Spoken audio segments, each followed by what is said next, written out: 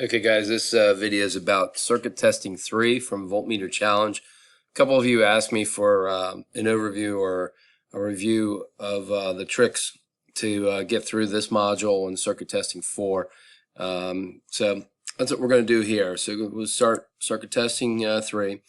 The basic premise of this, like circuit testing 1 and 2, is you have this power pack module and you're troubleshooting it, trying to figure out which one matches the appropriate diagram. So the module you're testing, you have to match it up with a schematic diagram. And the premise here is this was a manufacturing company and they made a bunch of modules and they didn't label them.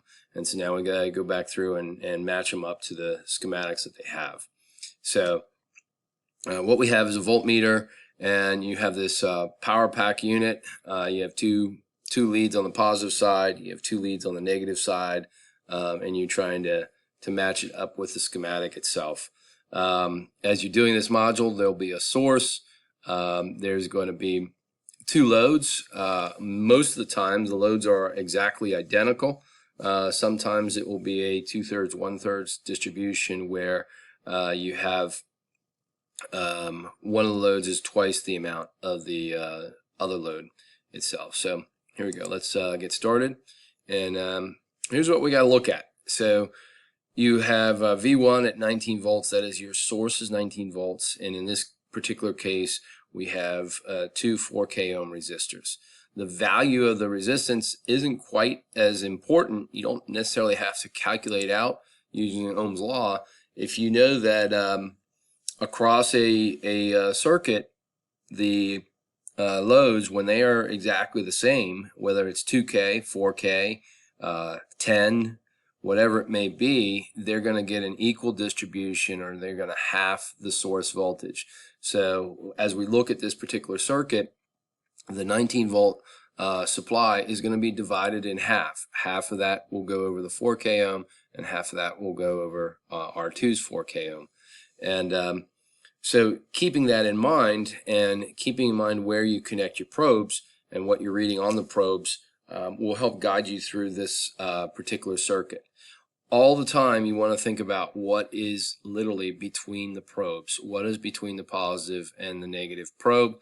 And then the second thing you need to think about is what is the polarity of that item that is between the probe.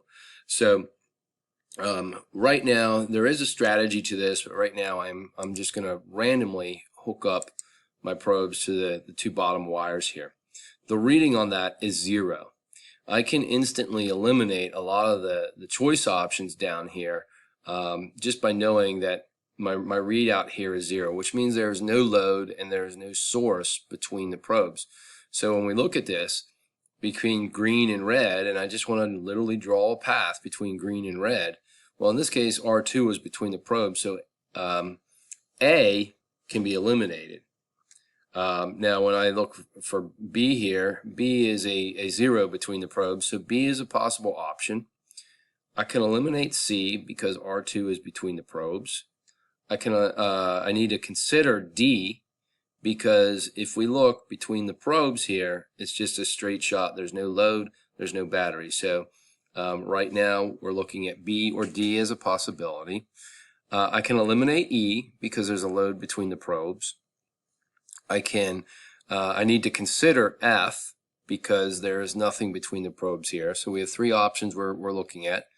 I can eliminate G. I need to consider H. I can eliminate I. Now in this case we have a source between the probes, but if I had a source I would see the 19 volts. This particular one I would see a positive 19 volts because my positive probe is here and the positive side of the source is right here. And J is the same thing, except my meter would be reading a negative 19 volts because this is the negative side of that source and my positive probe is here, so my probes are reversed. I always want to look at what is the orientation of the source, and so right now my negative is towards my positive, so it would give me a negative readout. So keep that in mind as we look ahead in other options. But we're going to eliminate I and J. So that leaves us with 4 possibilities. H, F, we can look at D, and we can look at B. So I do need to move the probe further to figure out what are the best options. How can I eliminate this in terms of functionality? So now let's consider strategically what our next move will be, and think about our possible options here. I'm going to move the black probe up to the up to the blue wire up here. And look at my reading. I got 9.5. 9.5 is exactly half of the 19, which means I'm running through one resistor.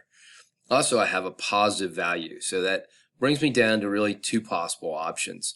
Again, remember we got B, so I'm going through R2 here. And we got D, so I'm going through R2 there as well. And I'll explain the difference here in a minute. It's one of these two possibilities. When I look at F, it's not F because I'm going to be going through my whole source between the probes right there. And by the way, don't get confused this way, because if you think about this way, it's still the whole circuit. So it's still the whole source as we're examining our circuit. So F is not an option because I'm not getting 19 volts. And the same thing can be said for H. H is not an option because I'm not getting 19 volts in that area. Now the difference here is the orientation of the battery relative to my probes. So one will give you a positive reading, one will give you a negative. We have the same situation with B up here. Looking at the relationship of the positive lead on the battery to the positive probe is going to help determine whether it's B or D here. So when you look, the negative probe, the black probe, is closer to this terminal, and on this one, that's the positive terminal. So in that orientation, I would have a negative reading.